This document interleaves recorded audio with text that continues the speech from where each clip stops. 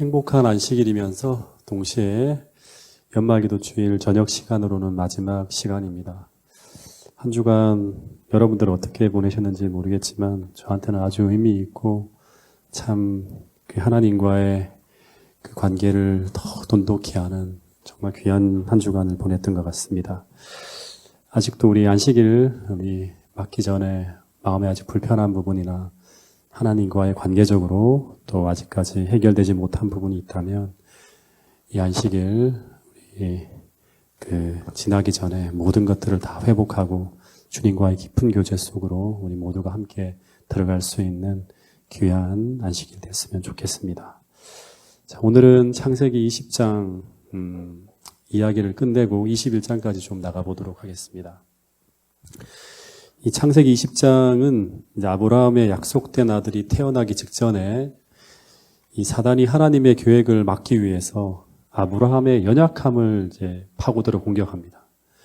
그래서 하나님의 계획이 큰 위기에 봉착하게 되는데 그것이 바로 뭔가 하면 아브라함이 그랄에서 자기 아내 사라를 또 자기 누이라고 속임으로 이 그랄 왕 아비멜렉이 사라를 자신의 아내려고 취하려고 하는 큰 일이 벌어지는 거예요. 근데 이 일이 하나님께서 아브라함과 사라에게 1년 후에 아이를 주시겠다는 약속을 하신 후에 그 약속이 이루어지기 전에 이제 벌어진 일입니다. 하나님이 개입하시지 않으면 안 되는 상황이어서 그래서 하나님께서 그 밤에 아비멜렉에게 현몽하셔서 내가 취한 이 여인을 인하여 네가 죽을 수 있다. 왜냐하면 그 여자가 아브라함의 아내이기 때문이라고 말씀하셨다고 했습니다. 그래서 7절에 보면 그 사람의 아내를 돌려보내라. 그러면 그가 너를 위하여 기도하리니 그러면 너가 살려니와 만일 돌려보내지 않으면 너와 내게 속한 자가 다 죽을 것이라고 경고해요. 그래서 이 아침에 아비멜렉이 혼비백산에서 아브라함을 부르고 14절에 보면 이제 이 아비멜렉이 하나님께서 명령하신 대로 이 사라만 돌려줄 뿐 아니라 더하여서 어떻게 하죠? 양과 소와 종들을 다 아브라함에게 주면서 하나님께서 이 아비멜렉에게 명령한 명령보다 훨씬 더 많은 것들을 하는 걸 볼 수 있습니다. 그리고 15절에 보면 심지어 무슨 말까지 하는가 하면 아브라함에게 자신이 통치하는 그랄 땅 어디든지 네 마음대로 네가 살고 싶은 곳을 고를 수 있는 권리를 줍니다.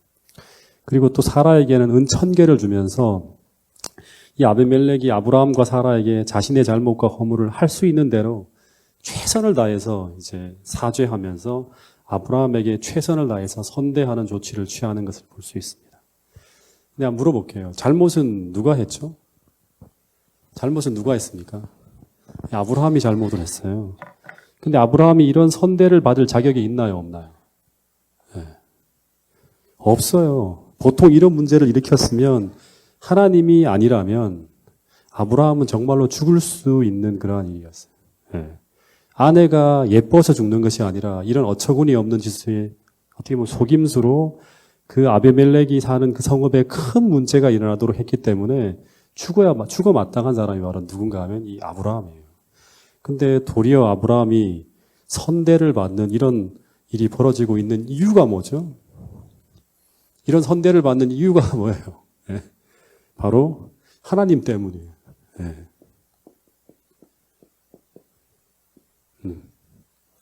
그러니까 하나님 때문에 아브라함이 이런 혜택과 축복을 누리고 있는 거예요. 이걸 가지고 우리는 뭐라 그러는가 하면 이런 선대를 받고 이런 평화를 누릴 수 없는 자에게 하나님께서 주시는 이런 어떤 그런 혜택과 축복을 가지고 뭐라 그러죠, 우리가?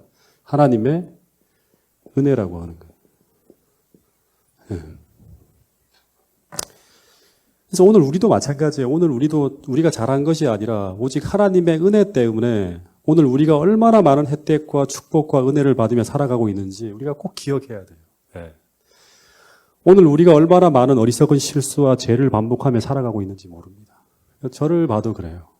근데 우리가 그런 죄의 결과를 다 담당하며 살고 있습니까? 예? 다 담당하며 살고 있습니까? 그렇지 않죠. 만약 그렇게 처리하면 우리는 어떻게 해야 돼요? 100번, 1000번 죽어야 돼요. 예. 근데 오늘도 우리가 수많은 잘못과 죄를 저지르고 살아가고 있음에도 오늘 우리가 그 죄의 결과를 담당하지 않고 도리어 이런 큰 평안을 누리며 살아가고 있는 것은 그것은 바로 무엇 때문이다?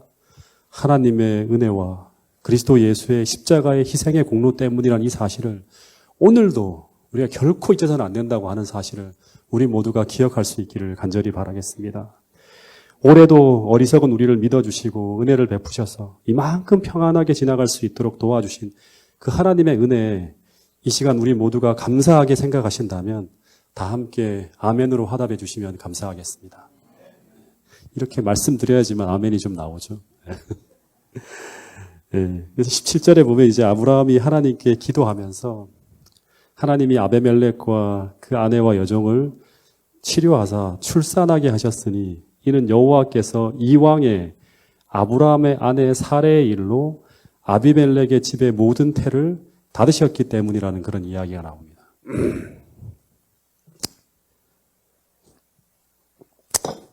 그래서 여기 보면 이 아브라함이 아비멜렉을 위해 기도하자 하나님께서 아비멜렉과 집안 여자들의 태를 닫아 놓으셨던 것을 열어주셨다고 합니다. 여기서 또 하나 우리가 좀 기억해야 될 게 뭔가 하면 이 아브라함의 기도를 통해서 아비멜렉 집안 여자들의 태가 열린 것을 통해서 사람들은 무슨 생각을 할까요? 이 아브라함이 능력 있는 존재여서 여인의 태가 열린 것처럼 착각할 수도 있는 거예요. 그죠? 만약 어느 집에 가서 이제 뭐 저라고 해도 되겠죠?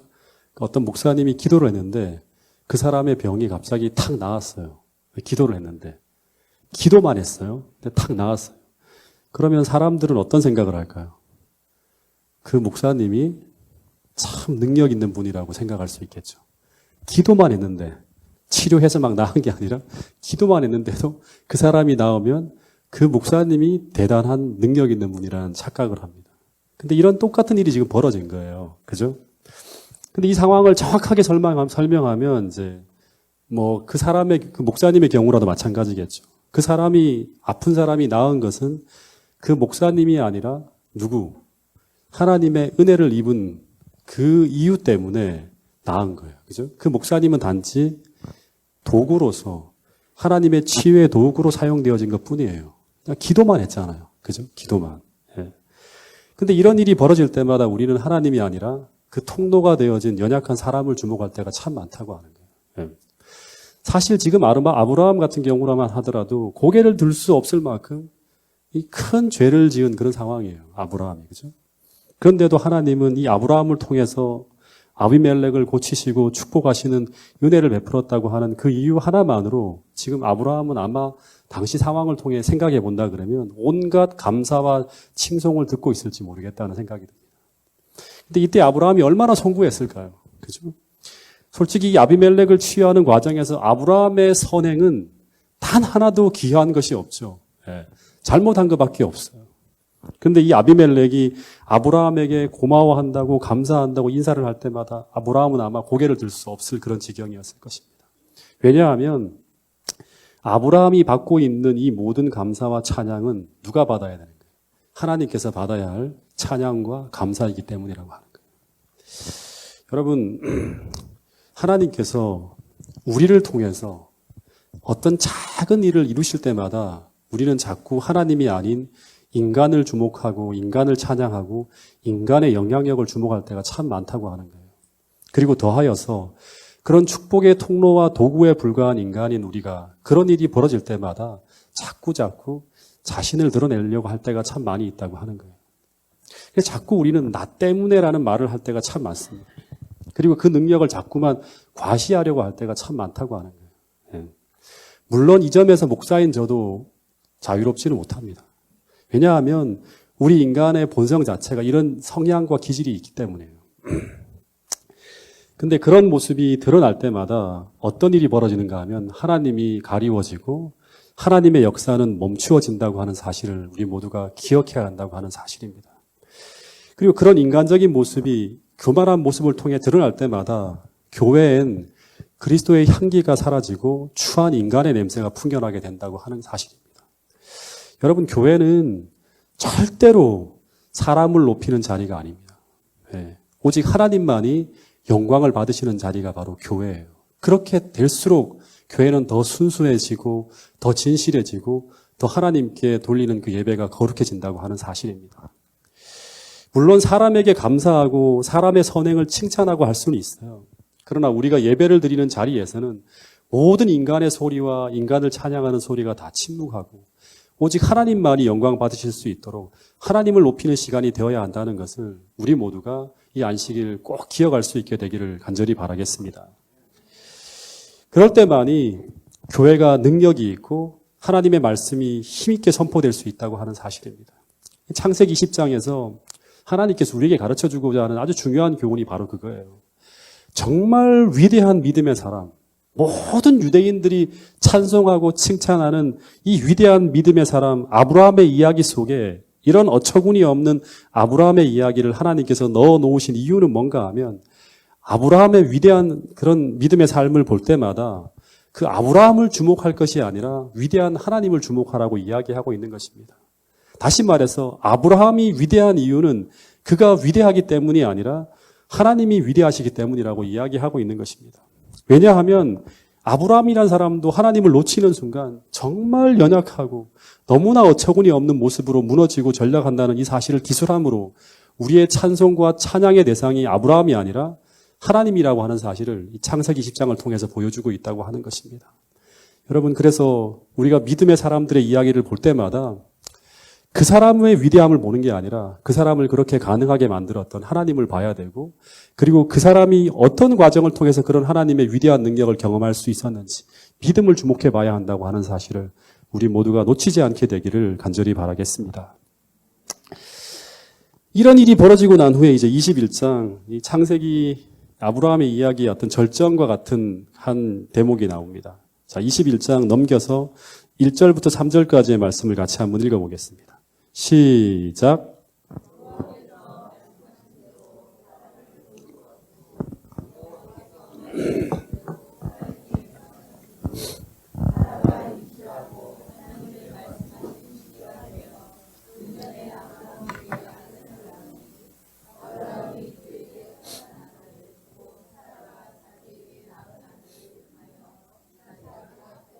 예, 여기 보면 이제 여호와께서 말씀하신 대로 사라를 돌보셨고 하는 말이 나와요. 뭐 어떤 부분에 권고하셨고라는 그런 단어를 쓰기도 하는데 이 권고라고 하는 단어, 돌보셨다고 하는 단어가 문자적으로는 이 파카드라는 단어를 쓴대요. 예.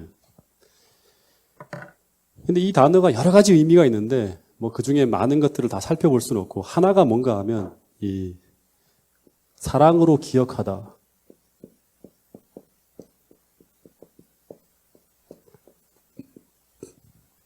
혹은 이제 세다.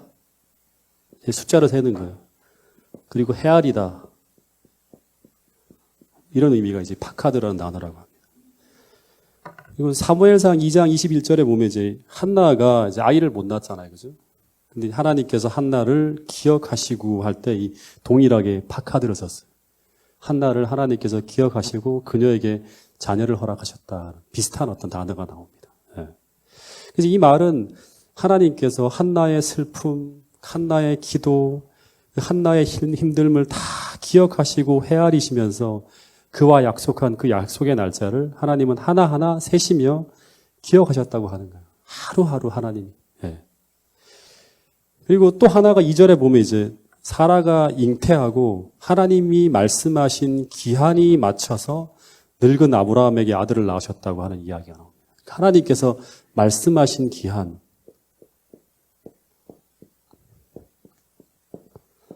이 말씀하신 기한이 마쳤을 때 그때 이제 이 늙은 아브라함에게 아들을 낳으리니 하는 그런 이야기가 나옵니다. 그러니까 하나님이 말씀하신 기한이 마쳐라는 이야기가 나오는데 이 말은 하나님의 약속이 성취되려면 가장 중요한 게 뭐다? 예, 하나님께서 말씀하신 하나님이 정하신 그때, 예, 그때가 차야 된다고 하는 거예요. 하나님이 정해진 시간표에 이 정해진 기간이 맞춰야지만 어떤 일이 벌어진다? 사라가 잉태하고 늙은 아브라함에게 아들이 생기게 된다고 하는 거예요. 그러니까 문제는 아브라함이 늙거나 사라의 경수가 끊어지는 것이 문제가 아니라 무엇이 문제다? 지금 그 시간이, 그때가 하나님의 시간표에 정해진 기간이 찾는 때인가? 그게 중요한 거예요. 그렇지 않으면 어떤 일이 있어도 안 벌어지는 거예요. 아이가 안 태어나는 거예요. 그래서 25년 동안 줄기차게 기도해도 그 채워질 때까지는 계속 가는 거예요. 예. 그래서 문제는 하나님의 이 시간표를 인간이 알 수가 없다고 하는 거예요. 물론 이제 그 마지막 때 태어나기 1년 전에는 알려줬잖아요. 1년 후에 내가 그 사라에게 돌아가서 이 사라에게 아들을 주겠다고 해서 1년 전에는 알려줬지만 그 25년이라는 약속이 처음 주어질 때부터 24년 동안은 몰랐어요. 어느 때인지. 그러나 분명히 우리가 생각하는 것보다 비록 더디다고 하더라도 하나님의 시간표는 항상 완벽하다고 하는 사실을 우리 모두가 꼭 기억할 수 있게 되기를 간절히 바라겠습니다. 그래서 우리는 잘 모르지만 하나님께서 정하신 그 최선의 때, 우리가 알지 못하는 최선의 때 우리와 약속하신 그 약속이 하나도 남김없이 반드시 이루어진다는 사실을 우리가 믿게 되면서 우리가 항상 하나님의 언약을 기억하고 그 언약한 대로 오늘 살아갈 수 있는 우리 모두가 될 수 있기를 간절히 바라겠습니다. 21장 우리 3절부터 6절까지의 말씀을 조금 더 읽어보겠습니다. 3절부터 6절까지 시작.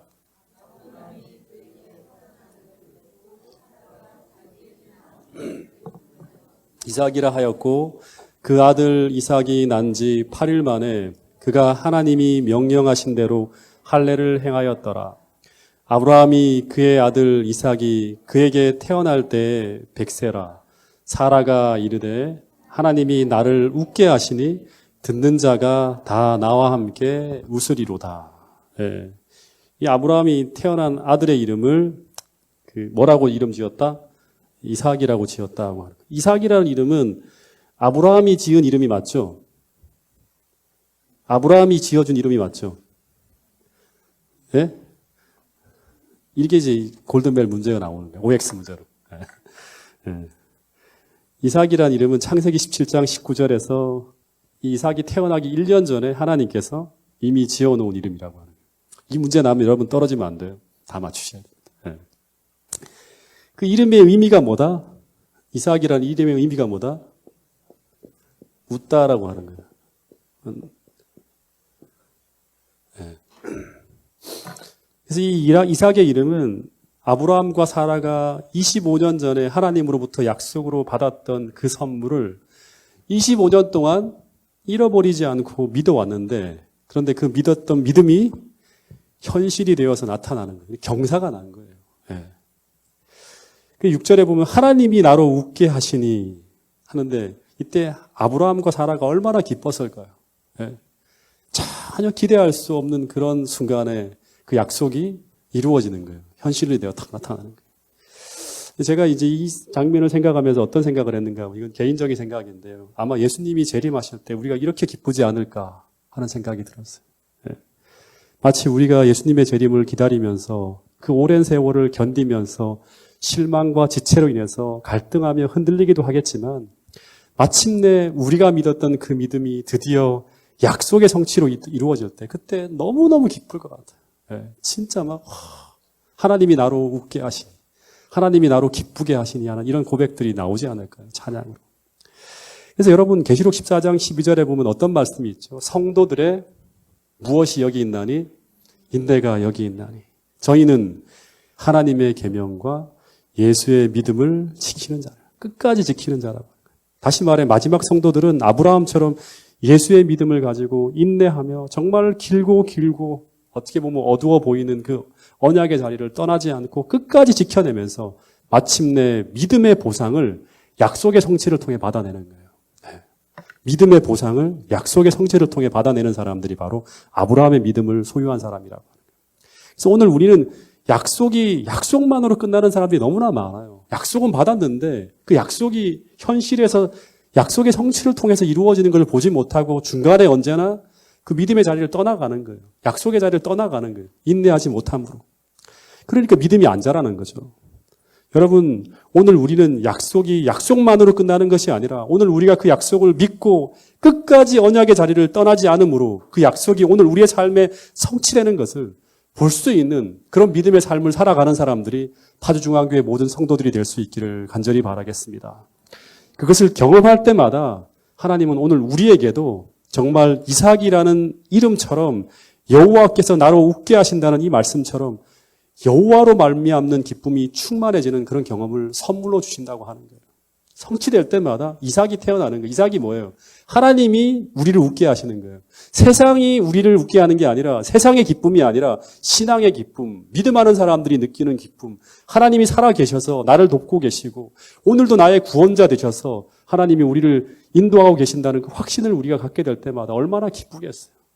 여러분, 이런 신앙의 기쁨, 믿음의 기쁨이 여러분의 삶에 충만할 수 있게 되기를 간절히 바라겠습니다. 여러분, 근데 왜 하나님은 아브라함에게 그냥 바로 아이를 주셔도 되는데 왜 25년 동안 지체하셨는가? 이제 뭐 우리가 자주 듣는 이야기지만 또 한 번 정리해 봅시다. 네. 왜 바로 주셔도 되는데 25년 동안 끌었을까요? 요즘은 돌아다니면서 시주하는 스님들이 있나요? 거의 없죠. 네. 오래전에 이런 탁발승들이 참 많았어요. 근데 어떤 탁발승이 어느 집 앞에서 연불을 계속 하고 있는데 문을 안 열어주더랍니다. 그래서 이 스님이 보통 의지가 강한 분이 아니라 진짜 성도들의 인내가 여기 있나니 하는 것처럼 시주를 줄 때까지 계속 두드리고 있었어요. 네. 그래서 누가 이기나 보자 하는 마음으로 계속 목소리를 더 높여서 크게 연불을 외웠다고 합니다. 근데 그래도 문이 안 열리자 나중에는 연불 끝에 뭐라고 하는가 하면 연불이 끝날 때마다 가나봐라 가나봐라 가나봐라 하면서 계속 외웠대요. 내가 가나봐라 가나봐라 하면서 목탁을 두드리면서. 그랬더니 갑자기 문이 탁 열렸다고 합니다. 근데 주인이 밖으로 나와서 쫙 째려보더니 이런 말을 했대요. 주나봐라 주나봐라 주나봐라. 근데 사람들이 하나님을 이런 이미지로 생각하는 경우들이 참 많다고 합니다. 그냥 하나님께 매달려서 주여 주여 그러면 하나님이 이렇게 한번 딱 째려본 후에 주나봐라 주나봐라 그래서 그러다가 할 수 없어서 계속 기도하니까 에이 기도에 응답하시는 분, 이런 식으로 하나님을 생각하시는 분들이 참 많대요. 표면적으로 보면 하나님을 성경 전체를 통해 보지 않으면 이제 이렇게 25년 동안 끄는 모습을 볼 때마다 그렇게 느낄 수도 있죠. 그죠? 근데 성경을 보면 예수님이 직접 오셔서 이 오해를 풀었잖아요. 주기도문에 보면 하나님은 어떤 분이다? 구하기 전에 이미 우리에게 있어야 할 것들을 다 하시는 분이라고 말씀하셨어요. 주기도문 서문에 보면. 그리고 가장 선한 것을 계획하시고 다만 나의 유익을 위해서 내게 가장 필요한 때 가장 필요한 것으로 응답하시고 역사하시는 분이 바로 누구다? 우리를 사랑하시는 우리 하나님이라고 하는 거예요. 근데 때때로 하나님이 지체하시는 이유 중에 하나는 만약 우리가 어떤 것들이 너무나 쉽게 주어질 때 우리가 그것이 하나님으로부터 온 것으로 인정하지 않을 수 있다고 하는 거예요. 그래서 하나님은 때때로 아브라함과 사라 같은 경우처럼 경수가 끊어질 때까지, 생식 능력이 다 끊어질 때까지 기다려서 그때 이 이삭을 탄생시킴으로 이 아들이 오직 하나님의 능력으로 태어난 것임을 인정하지 않을 수밖에 없는 그런 상황을 만들어버리는 거예요.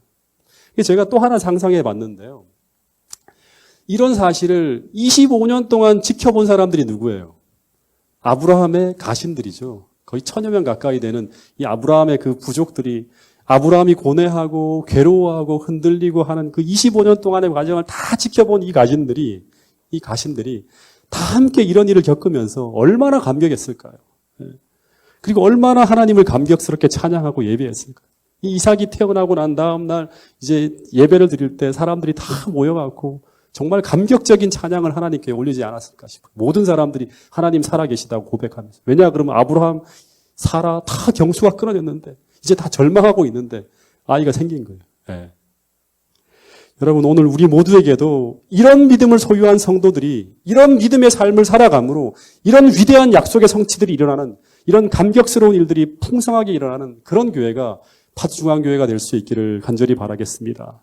그런 믿음을 소유한 성도들로 가득 찬 교회, 하나님이 살아계심을 우리 삶으로 증거할 수 있는 그런 성도들이 차고 넘치는 교회, 그 교회가 파주중앙교회 성도들이 될 수 있기를 간절히 바라겠습니다. 이 4절에 보면 아브라함이 이 축복의 날에 들떠서 잊어버릴 수도 있었지만 그는 아이가 태어나자마자 해야 될 일이 뭔지 알았어요. 8일이 딱 지나갔을 때 어떻게 했을까요? 하나님께서 명하신 대로 이 할례를 행했다고 하는 거예요. 그리고 난 다음에 8절부터 보면 이제 이 이삭의 탄생이 마냥 기쁜 일만이 아닙니다. 이런 일이 벌어졌다고 합니다. 자, 8절부터 12절까지. 오늘 공부할 내용인데 이거 다 하지는 못하겠고요. 중간에 한 반 정도 하다가 좀 정리를 하도록 하겠습니다. 8절부터 12절까지 한번 읽어보겠습니다. 시작.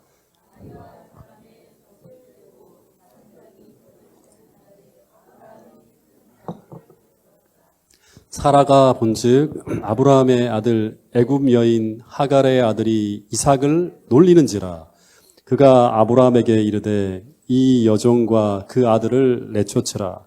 이 여종의 아들은 내 아들 이삭과 함께 기업을 얻지 못하리라 하므로 아브라함이 그의 아들로 말미암아 그 일이 매우 근심이 되었더니 하나님이 아브라함에게 이르시되 내 아이나 내 여종으로 말미암아 근심하지 말고 사라가 내게 이른 말을 다 들으라. 이삭에게서 나는 자라야 내 씨라 부를 것임이니라. 네. 이 8절을 보면 이제 젖을 떼고라는 말이 나오는데 이 유대인들은 보통 젖을 언제 떼는지 아세요? 이때가 이삭이 태어난 지 몇 년이 지났을까요? 이 젖을 떼고라고 하는 이 말은 보통 유대인들의 어머니는 3년 동안 아이의 젖을 먹인대요. 네. 그래서 사무엘상 1장 22절에 보면 사무엘도 젖을 뗀 후에 여호와 앞에서 봉사할 수 있게 되자 성소로 딱 보내지는 거예요. 한 4살쯤 됐을 때 우리 한국 나이로 성소로 들어가는 거예요. 네. 그래서 이 젖을 뗀 아이를 위해서 유대인들은 큰 잔치를 베풀어요. 대연이라고 하죠. 큰 잔치를 베풀어서 축하해주는 풍습이 있는데 이 의식에서 아이는 처음으로 이제 단단한 음식을 먹게 된다고 합니다. 이것은 바로 이 아이가 유아기가 끝났음을 의미하는 거라고 합니다. 그래서 온 가족들과 가신들이 다 모여서 잔치가 벌어지는데 이때 모두가 다 기뻐했을 거예요. 박수를 치고. 근데 이 이삭의 탄생으로 인해 기뻐할 수 없는 사람, 기뻐하지 못하고 아주 고통 속에 괴로워하는 사람이 있었다고 합니다. 그 사람이 누굴까요? 예, 바로 하갈과 이스마엘이에요. 예.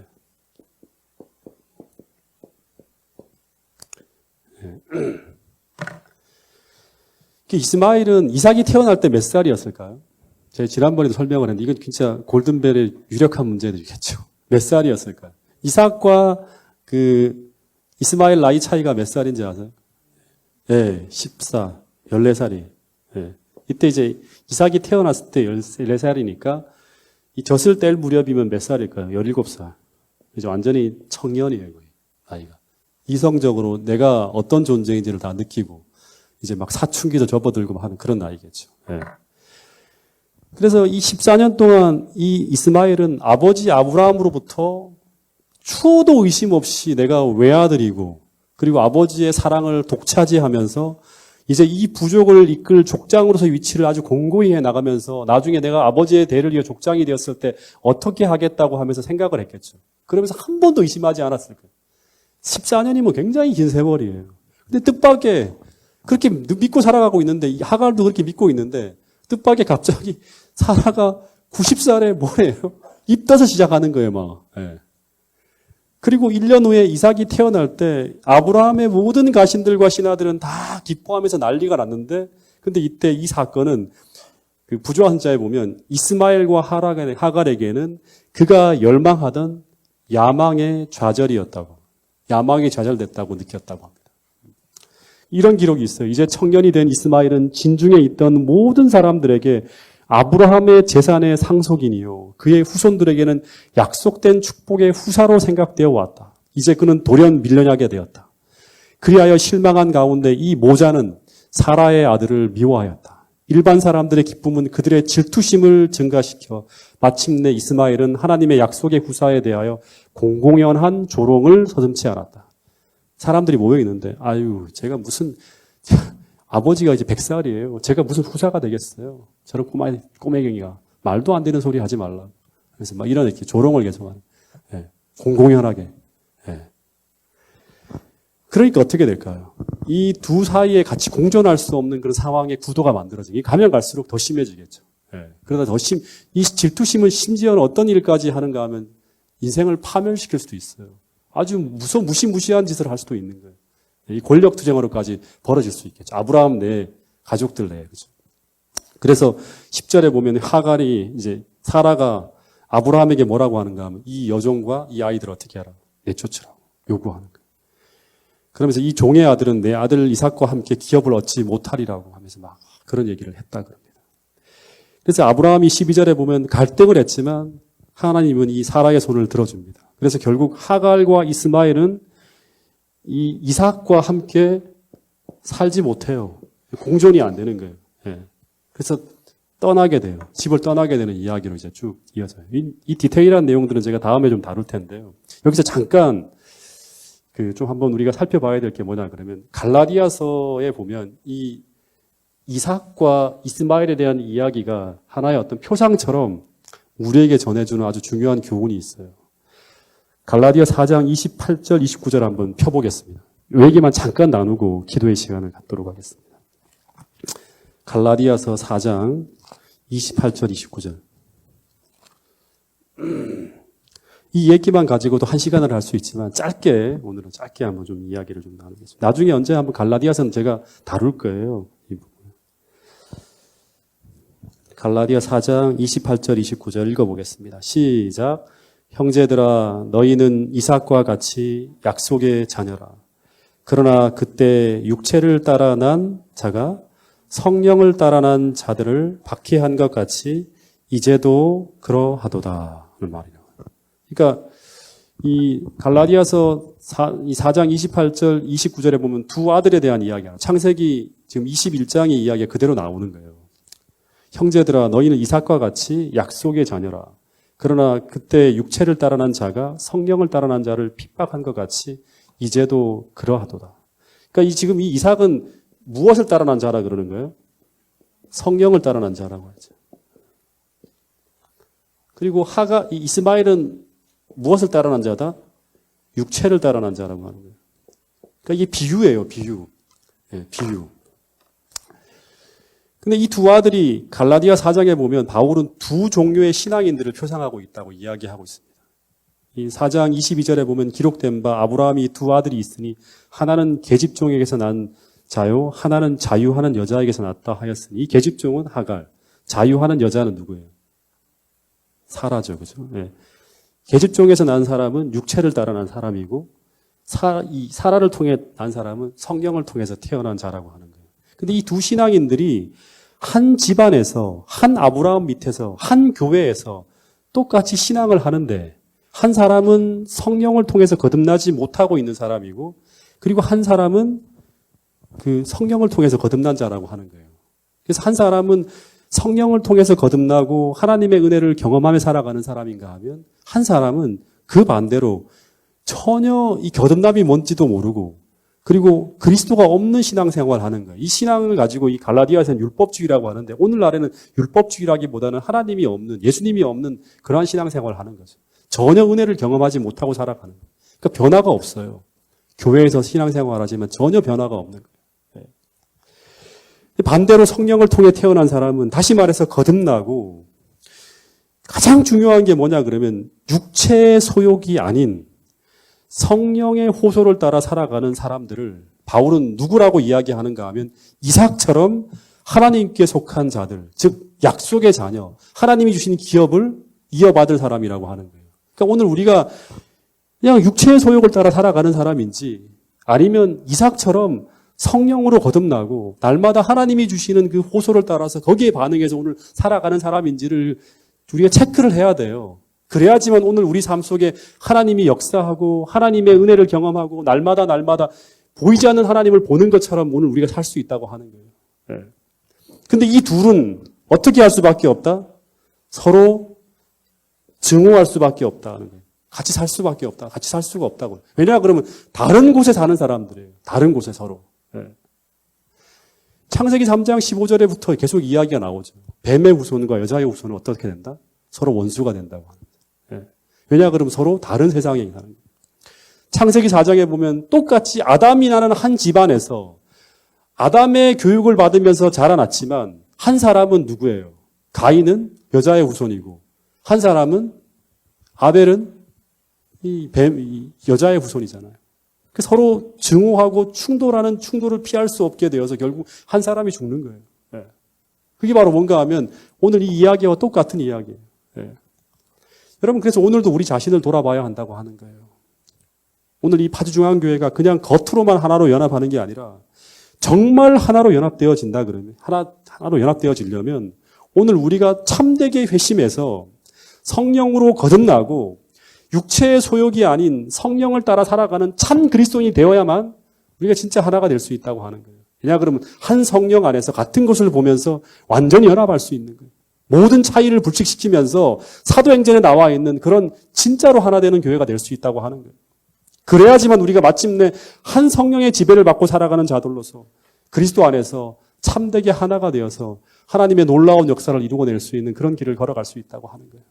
여러분, 오늘 이 이야기들 하나하나를 스토리로만 생각하지 마시고 그 속에서 하나님께서 우리에게 주옥같이 들려주시는 기별들을 하나하나 받아서 여러분들의 삶 속에 적용함으로 말미암아 정말 마지막 때 우리가 진짜 하나가 되어서 손잡고 마지막 사업을 감당하며 하늘까지 함께 갈 수 있는 그런 사람이 되기 위해서 우리가 철저하게 회개하고 회심하고 육체의 소욕이 아닌 그것과 더불어 투쟁하고 싸우면서 성령의 호소에 따라서 우리가 살아갈 수 있는 진짜 그리스도인으로 우리 모두가 거듭날 수 있게 되기를 간절히 바라겠습니다. 그렇지 않다면 언젠가는 흔들림을 통해서 우리는 분명히 다른 길을 걸어가게 된다고 하는 사실이에요. 여러분, 그때가 다가오고 있다는 사실을 꼭 기억하시고 아직까지 하나님의 은혜가 베풀어지는 이 시기에 주님께서 저를 통해서 여러분들에게 말씀하시는 이 음성을 들으시고 회심하고 참되게 그리스도 안에서의 여러분의 삶의 위치를 공고히 알 수 있는 여러분과 제가 될 수 있기를 간절히 바라면서 말씀을 드리도록 하겠습니다. 기도 제목을 좀 드리도록 하겠습니다. 연말기도 주일 이제 어떻게 보면 마지막 저녁인데요. 우리가 또 한 번 하나님과의 관계를 곤고히 하기 위해서 주님께서 여러분들 개인적으로 말씀해 주시는 그 음성을 따라서 여러분들이 오늘도 그 회심하고 회개하는 그런 기도를 해주시길 바라고요. 특별히 우리 김영수 집사님 수술 날짜가 12월 26일 날로 잡혔습니다. 그래서 우리 김영수 집사님이 건강하게 잘 수술을 마치고 돌아올 수 있도록 또 불안하지 않을 수 있도록 집사님을 위해서 기도해 주시면 감사하겠습니다. 그리고 우리 김수홍 집사님, 한정숙 집사님의 가정과 또 우리 김수홍 집사님의 건강을 위해서 우리 날마다 기도해 주시면 감사하겠습니다. 그 외에 교회 여러 환자들 또 아프신 분들을 위해서 기도해 주시고요. 그리고 내일 교회 재직들을 우리가 발표하게 되는데 이 성도들의 마음이 잘 준비되어져서 우리가 하나님께서 우리 교회에 말씀하시는 음성으로 듣고 발표되어지는 그 모든 것들을 우리가 다 감당하고 받들어서 하나님의 뜻으로 받들어서 교회가 완전히 연합해서 2020년 우리가 하나님의 일들을 잘 감당할 수 있는 그런 교회 될 수 있게 해달라고 기도해 주시면 감사하겠습니다.